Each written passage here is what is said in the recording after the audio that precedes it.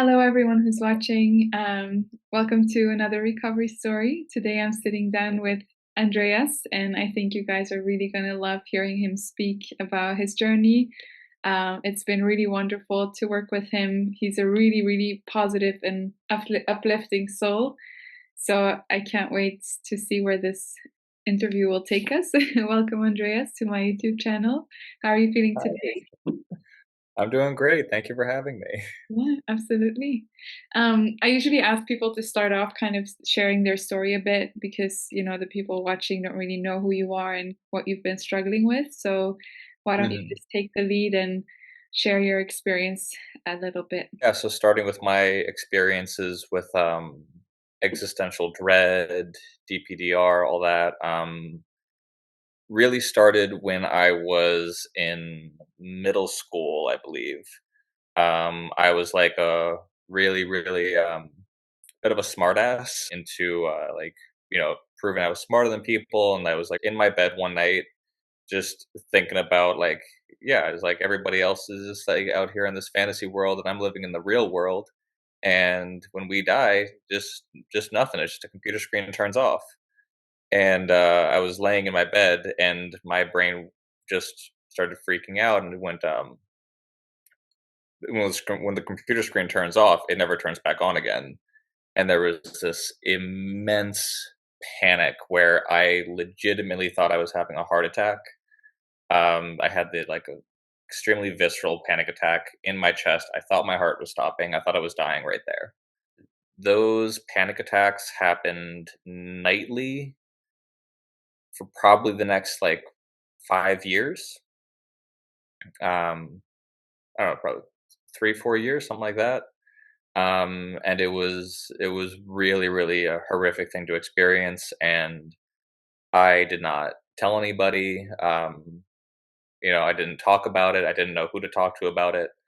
And it was this immense fear of the end of me no longer being a thing that exists in the world, and the loss of identity and all of that.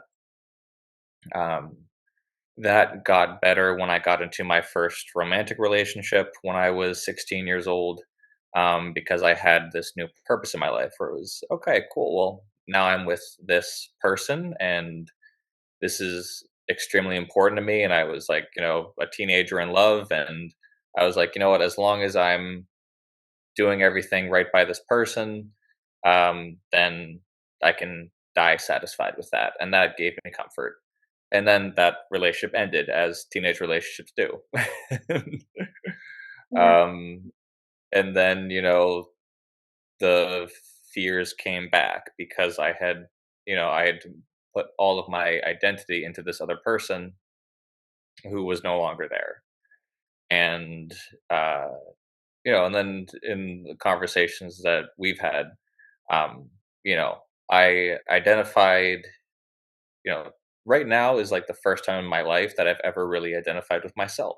Mm. I was always identified with either my romantic partner, I was identified with missing a former romantic partner, or I was identified with, my identity was pining after someone Mm. in order to make me feel better.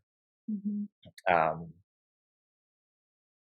yeah, so that all sort of culminated in eventually me getting into an abusive relationship when I was 25, with a narcissistic abuser who systematically made it her mission to completely tear me down, to make me entirely reliant on her, which is ironic because she had really serious health issues and was completely reliant on me. But she wanted to have power, she wanted control over reality. There was a lot of gaslighting. That was like the worst part of it was Mhm. uh, nothing was real anymore.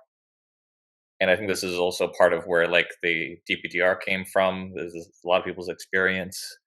Uh, like people would say a thing on the news and she would say, "Oh, that's not true. I actually know something about the subject and that's not true." Her mom would tell me something and she'd go like my mom is trying to manipulate us. She's trying to control me and she's trying to control you and she's trying to get to me through you. So we can't trust my mom. And then I can't talk to my parents because "Oh, you know what? You've said bad things about me, so now they have a biased view of me, so now your parents are against me, so now you can't talk to your parents anymore." And, you know, I put something in the microwave, and I put it in for the wrong amount of time, and so I go, "Oh, it's supposed to be 2 minutes, it was a minute and a half, I'll just put it back in, another 30 seconds." It's like, that's not how a microwave works, you have to wait for it to cool down all the way, and then you like, stupid things, like, Yeah, questioning everything. everything about reality, basically. Yeah, nothing was real, there was one source of information in the universe, and it was her. Mhm. Of reliable information in the universe. I could not trust myself. It was also my own memories because she would do crazy, insane things, and I would say them back to her. I was like, "But you did this yesterday," and she would be like, "No, I didn't. Why Mm, are you making this up to try to make me look bad?" mm, And wow. like, if someone, it's hard for people to understand it if you haven't been through it. But being in a situation with someone who like lies as readily as they breathe, when they say things so confidently and they're so sure and they are willing to like die. They're like literally, like, there was like health crises happening with her. We had to take her to the hospital, and she would not go unless I like admitted to her worldview. I'd be Mhm. like, "Could we just get you to the hospital?" She'd be like, "No, not until you admit that I was right and you were wrong." And then, you do that enough times under extremely high stress situations, and I wasn't allowed to sleep. That was like the sleep deprivation was another huge part of it. So I came out of that relationship. That was 8 months, and I came out of that relationship uh, really disassociated from life, Yeah. completely disassociated. Like, things would be happening to me, and the entire world was gray. There was like, it was as if there was no color in the world anymore. Things would happen to me, like, even simple things like when you walk in a rainstorm. Today is raining. When you walk in a rainstorm and you're like, "Oh man, it's like I'm like cold and wet and this sucks." Inside of my head, I was so disassociated and I was so miserable and scared all the time that it was like, you know, it's like I have a whole like railroad spike shoved through my arm, and I also got a splinter just now. I'm like, I don't really care about the splinter, right? um, Yeah.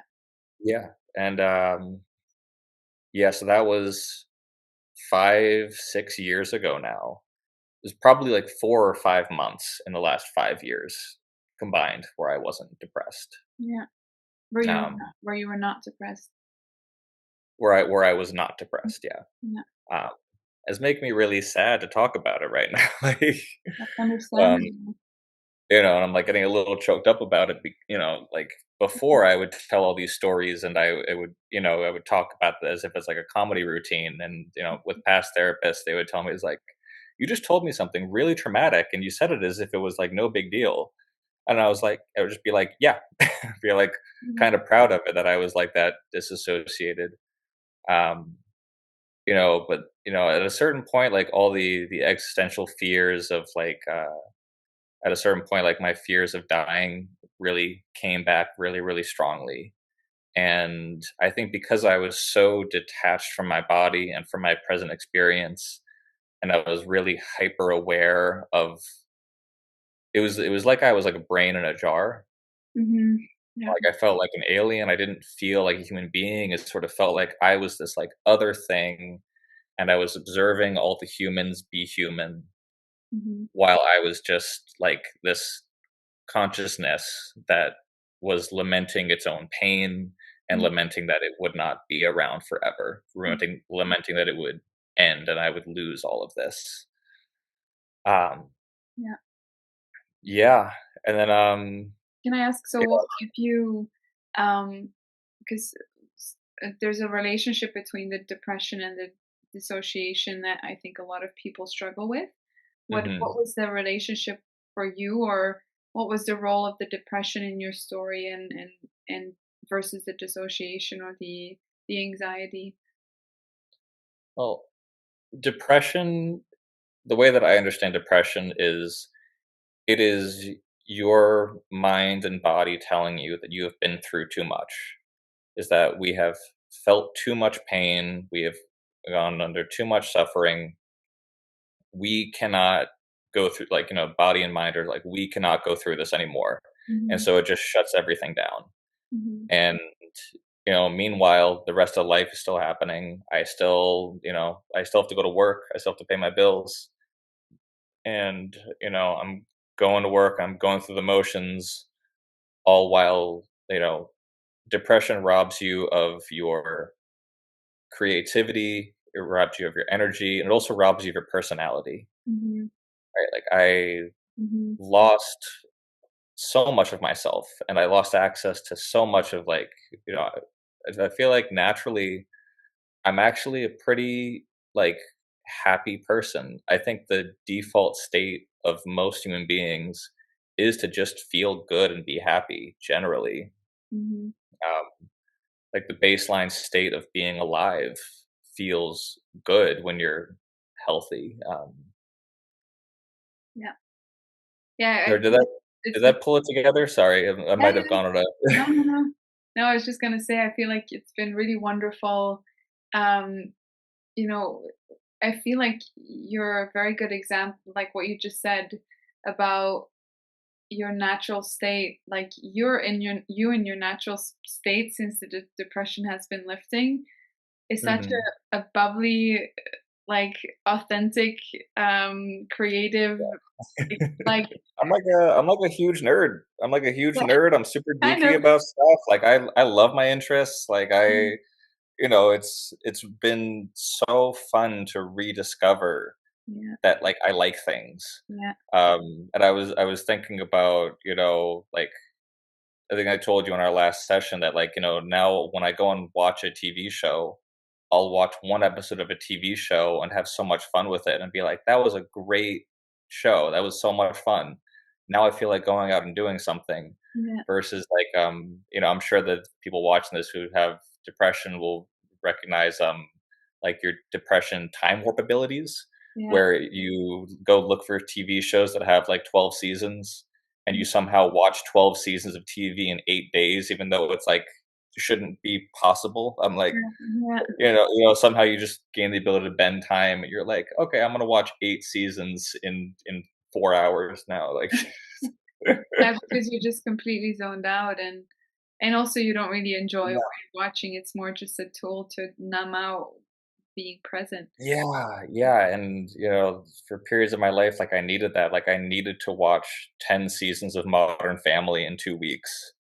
Um, because the reality of what I was living in was so awful. Like, and like, it's funny to talk about it now because this is the first time in the last 5 years that I've talked about my depression, and, like, I really am, like, feeling an emotional response in my body just thinking about it because it was so awful, and I feel so much empathy for my past self and the loss of all that, not loss of time. Like, I was still doing things, and I was doing a lot of the groundwork that would, like, allow me to get better now.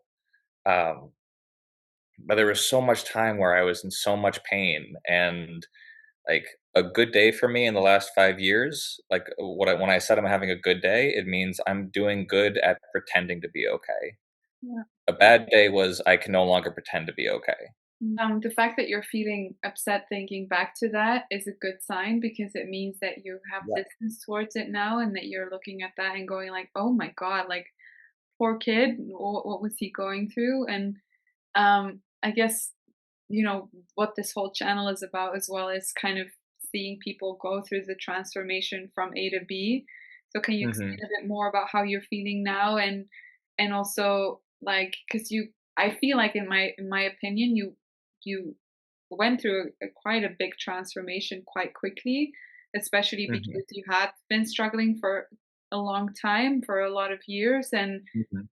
in just working with you across like a couple of weeks, months, like I would say a couple of months time, you've made such a big change already. And I guess I'm curious from your perspective, first of all, maybe talk about how you feel now, what has changed for you, what has changed internally, and what are the Mhm. things that have really helped you to make that change internally. So I'm a personal trainer, and, when I'm working with people who have injuries, or like if you think of anybody who works in the medical profession, I think that's a better example of like when someone has two illnesses at the same time, and the medication for one makes the symptoms of the second disease worse, and then vice versa.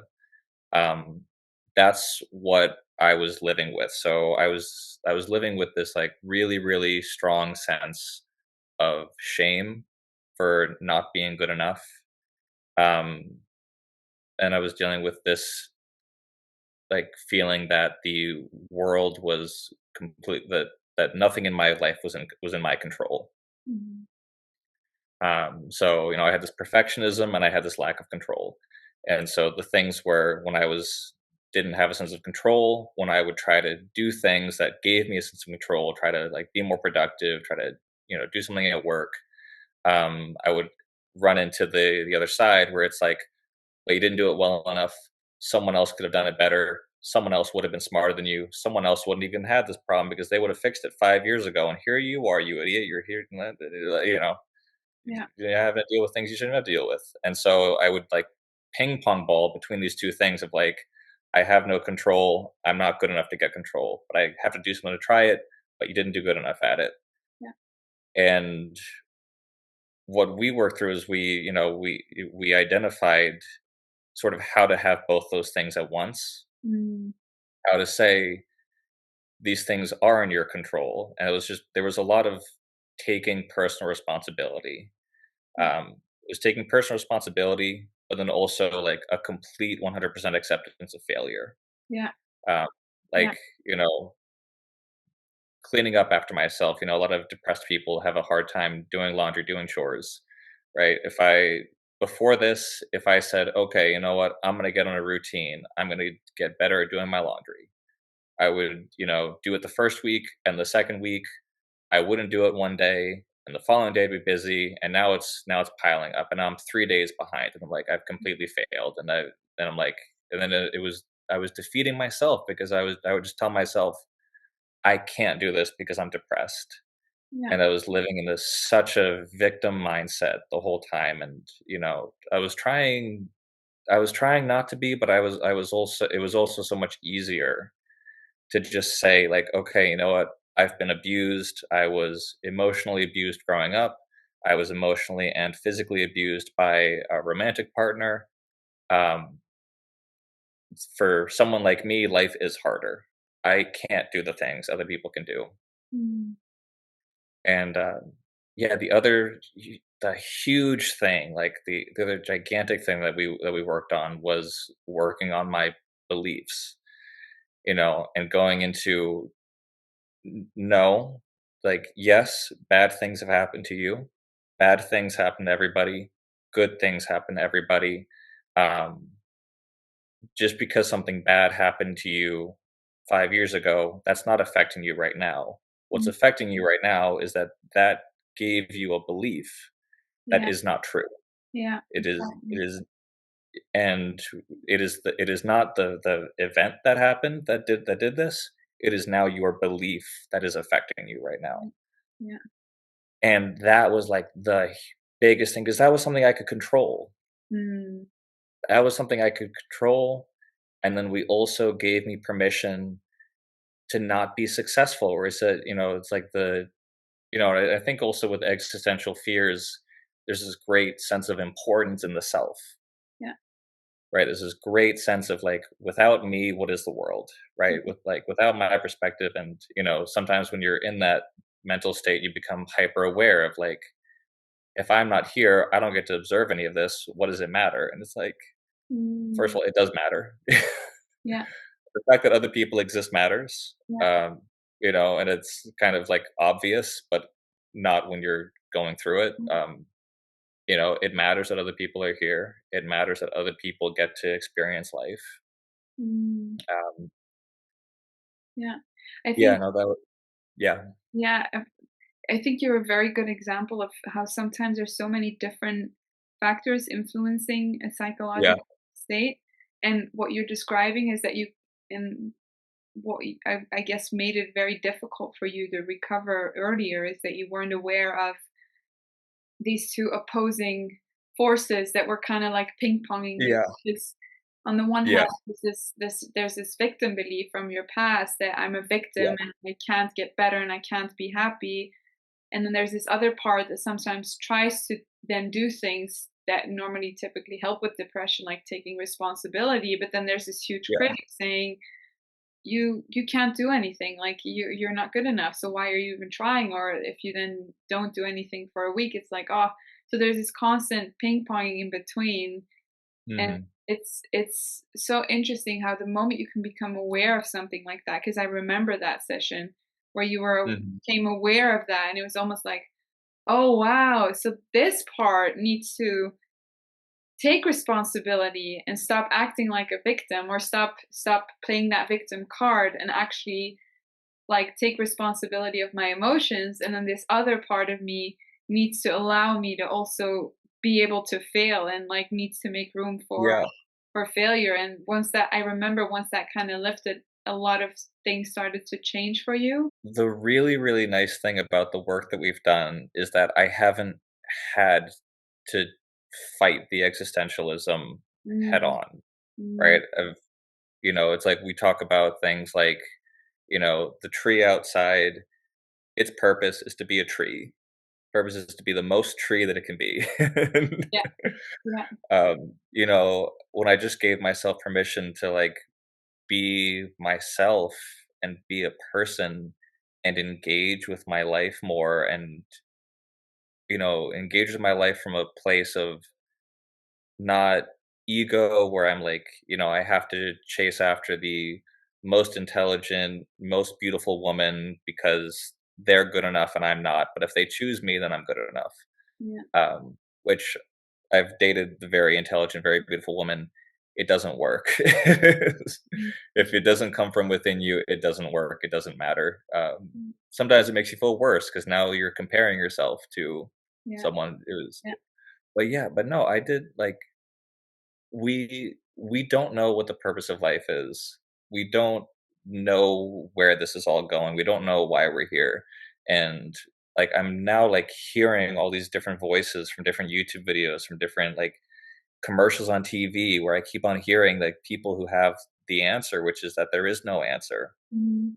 Just find things that you love and do them. Yeah, Find people that you love and make their lives better. yeah. And just be the tree, just be the person, like engage with your life as you are, because there's no way of becoming anything more than what you are. It is okay to be a person. It is actually kind of wonderful to be a person. I was reflecting on it before the interview. I think the thing that caused your existential fears or your existential dread also was that you weren't living a life that was really authentic. So there is no fulfillment Hmm. there, because like Yeah. you can't be fulfilled living a life that isn't really yours. And so like often the existentialism also can come from that you're you don't see the point in the life that you're forced to live, Yeah. because it's not the life you want to live. And I think the more you've been aligning with really who you are, like this Hmm. goofy, geeky, excited, creative Yeah. person that you describe, the more it makes sense that, oh, there is purpose here, because I feel aligned with myself and no longer like I'm living an empty life or an empty version of me. So I Yeah. think that's probably where the two were connected for you. Um, Yeah. And I was living in the past, mhm, or I was living in the future. yeah. And I remember realizing it and thinking it of like I was riding the metro to work one day, and I was reacting to my own thoughts, and I was like, every single thought that I have is a bad memory from my childhood, is Mhm, a bad memory from a relationship, is me telling myself I'm not good enough, me looking at the future and just seeing my life getting worse. And it was literally like for most of the day, every single thought I had, and it was being informed by these like memories that I would just play for myself all the time. And when I finally, this is after doing, I needed to start doing the meditations daily. That was also part of where I could have I think I could have healed a little bit faster had I gotten on the meditation daily sooner. But doing the active meditation daily, putting myself in the moment. Mm. Um, when you're living in the present is pretty cool. Yeah. When you're when you're not constantly thinking about the worst things that ever happened to you or the worst things you ever did, when you're just sort of here and you're just like, I'm gonna microwave a pasta dinner tonight. This is I like this. I like this. Like like even like Monday, like microwavable dinners.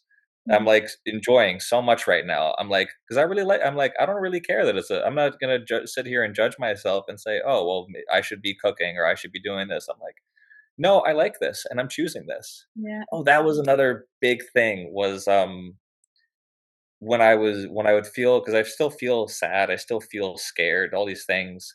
I still feel like, or like when I'm supposed to be going to my Danish lessons because I just moved to Denmark. I'm supposed to go to my Danish lessons. If I skip a Danish class because I'm not feeling good, then enjoy the not doing it because you chose it. I'm not sitting there saying, "Oh, I'm too depressed, therefore I can't do these things." I'm going, "No, I feel like being lazy today. I'm Mm. going to be lazy. I'm going to skip my class and I'm going to enjoy watching this movie that I'm going to choose." Yeah. And it's like just removing the guilt and just being like, it's okay. I don't have to be perfect. Mm. I can just, I can make mistakes. I can mess up. And you know what? If I choose that I don't want to do my laundry, I'm like, okay, well, what do I want to do with my time? I want to watch a TV show. I'm Mm. going to enjoy this TV show instead of, watching the TV show anyway and just being racked with guilt that I'm not doing my laundry. Yeah. Like, Yeah. yeah, it's so much better this way. I'm curious if you were to observe yourself, let's say like a year ago or 6 months ago hmm even, um, and you know what you know now about your own patterns and what has helped you and not, like what advice would you have given yourself? I would point out that, I have the two things conflicting with each other. I have the need for personal responsibility, being able to take control of your own life, and the perfectionism. Yeah. I would lay that out and explain what's happening there. I would add in the daily meditation. Um, and then I mean, you can't really distill it into like, one sentence because it took months of, the really working on the reprogramming, really reframing all these thoughts. Just accept that it takes time, Yeah. accept that you are going to mess up and it's okay to mess up. Mhm. Um, and just do everything you can, do the meditations to pull yourself into what is happening today, right now. Um, Mhm. and then just the beliefs, like, you can't you can't live your life believing that, you know, the world is just happening to you and that Mm. you have no agency in it. You can't live your life thinking that you're not good enough because, we all have friends and family members who are not the smartest, best person in the world, who are not, the best athlete. Is your mom not good enough because she's not the best in her field of whatever she does? You'd be like, no, like that doesn't even make sense. Learning how to turn that back in on yourself, your best friend. Like I don't care how much money my best friend has. I Mhm. don't care how smart. I mean, I'll make fun of them for being stupid. That's fun. But it's like I had so much love to offer to other people Mhm. while having none for myself.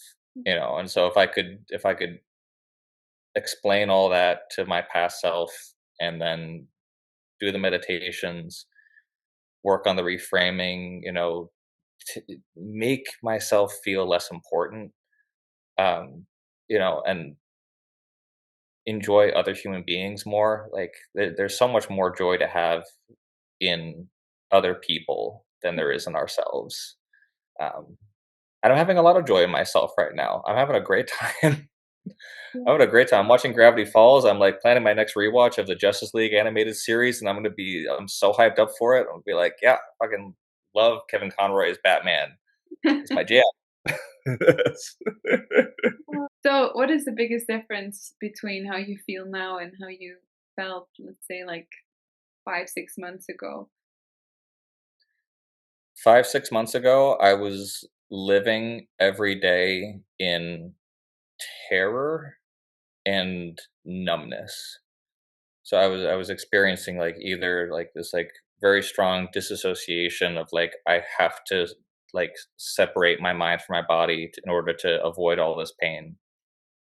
And you separate yourself from the pain long enough, and you separate yourself from the world, and that's where I think a lot of my existentialism comes from. Is I feel completely separate from the world and the ecosystem and humanity.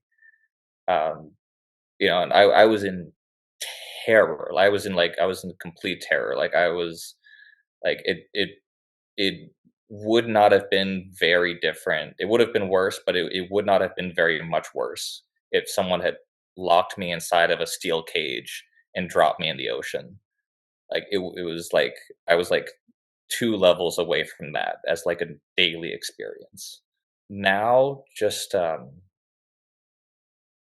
just am able to enjoy life for what it is.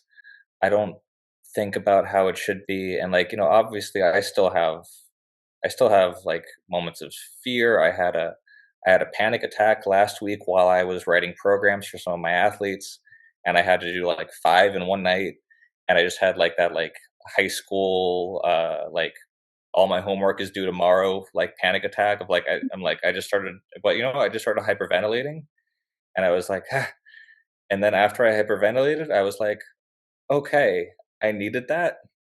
Now I'm gonna get my work done, and I got my work done. Um, you know, I think that's the thing that doesn't get talked about as much in mental health is that a mentally healthy person feels more than a mentally unhealthy person, than a depressed person does. Like I was feeling like all of this like depression and like fear, but I was completely cut off from so many other emotions. Like I was cut off from like my feelings of empathy. Like I almost completely lost my ability to like empathize for the humans because I was so focused on my pain that I wouldn't feel for other people anymore. I lost like regular sadness. I lost so much happiness and joy that I could have been experiencing.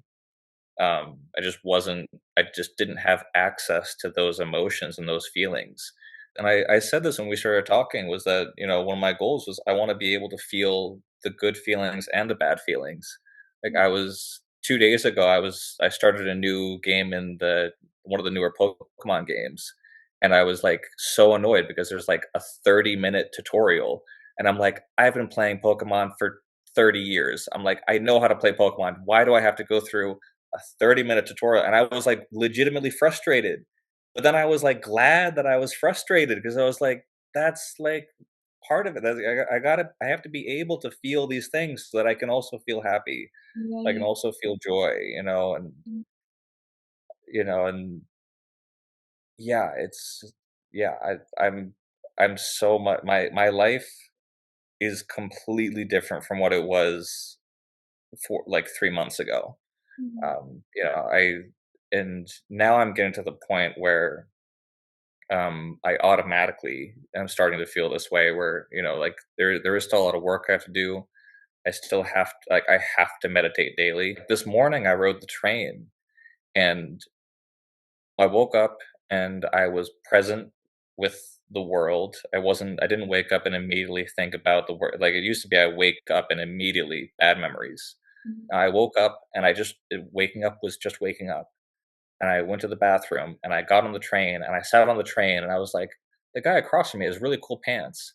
And that lady has a really cool dress. It's like a burnt yellow color with like really big floral designs. I'm like, I love this lady's dress. And another guy had a really cool haircut. I'm like, oh man, this guy must feel really good about himself. He's got a really cool haircut. And I'm just and I and then I was like, I went back in my head and I was like, oh, this is what I wanted. Thought that I had when I was visiting my mom, and my mom's dog has these like horrible anxiety issues, and she's super angry all the time. Meanwhile, she lives in this like beautiful gigantic house. She gets food whenever she wants. She has like four different beds, and like she has my parents keep buying her more and more toys. Mhm. And I'm like, you're living your entire life in like this like really nice place, and you're constantly angry and constantly anxious. And like, you just need to get out of your own way and just relax. And then I would say that, be like, I'm talking to myself. I Yeah, realize when I'm talking to the dog. And then I'd be like, but I had no idea how to get there. I yeah. was like, I was living in a cage of my own design, and I had no idea how to get out. And that's why our sessions and the conversations we had and the reframes we did were so powerful for me. Yeah, I am. I am extremely, extremely grateful that we got to go through all of this Mhm. and talk everything out. I really appreciate it. It's been so nice working with you as well. It's like the shame of my job is if I do my job too well, I have to say goodbye to my clients, but I'm glad that you're doing so much better. Um, No, we'll still be friends. yeah, absolutely. Yeah. So, any last thing that you still wanted to say to people watching? Any last piece of advice or word of encouragement? Yeah, I've had a few thoughts that I thought were valuable. People who feel like they can't get better. Um, you can, you can. And also part of part of life is the ending, right? We have a beginning, we have a middle, which is the majority, and then we have an ending. And one thing that brought me to tears, I think a few weeks ago was watching the movie Awakenings with Robin Williams. And there's a scene where they have people who are in a catatonic state basically, and they figure out how to bring them back into the world and how to get them back from basically being vegetables. And uh, they talk about the experience of like coming back and living, and um, how wonderful it is to be able just to go outside and go for a walk when you don't have that ability. And I try to bring it into like a funnier, smaller version of it. Like I just thought about there's something everybody can relate to. When you have a stuffy nose and you completely regret ever taking for granted the fact that you could breathe through your nose, and you're like, oh man, when I'm able to breathe again, I will be so happy. And the one day finally you can breathe through your nose, and you're like, oh my goodness, this is the best thing ever. I love being able to breathe through my nose. And I think that's it's part of our psychology in life, is that there is an ending to our lives. And the moments when we are aware of our mortality, the moments where we are aware of the eventual end of the ride, those are not moments to sit in fear. Those are moments where you can have that runny nose feeling of like, but I'm not, but I get to be here. I get to be here. I get to experience life. We're all on the same boat. Um, just enjoy it.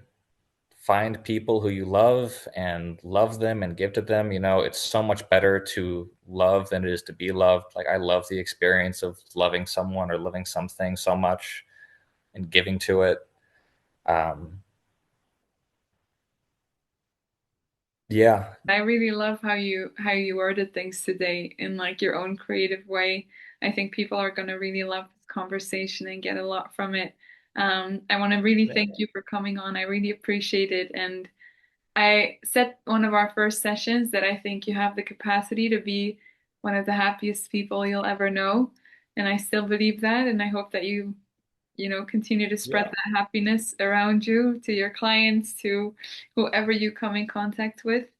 yeah, And it's sincerely, of that you course. stay in touch, that we keep Yeah, in touch. yeah. Absolutely. All right, Robin. All right, Andreas, thank you so much. No, thank you. I always ask people if it's okay if they ask you questions in the comment section in case they have a question for you. Are you all right with answering those? Yeah, yeah, I would love that. Yeah, all right, perfect. Okay, thank you everyone for watching.